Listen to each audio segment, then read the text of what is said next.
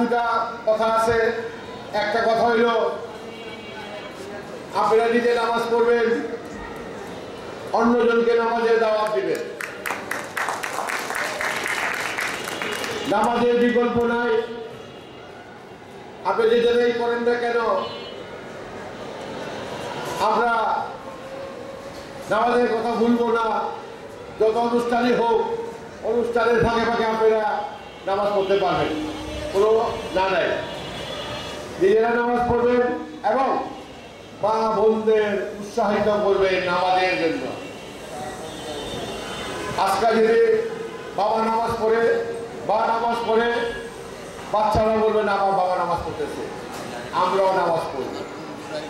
প্রত্যেকটা মানুষের কাছে আমার এটাই অনুরোধ।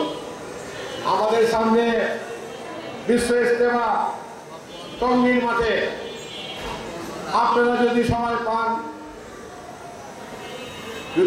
পান একদিনের জন্য আপনাদেরকে আমি দাওয়াত দিলাম, আপনারা যাবেন টঙ্গীর মাঠে, আপনারা যাবেন। কারণ রাজনীতি বক্তব্য দিলেই হবে না, মাঝে মাঝে আল্লাহর কথা বলতে হবে।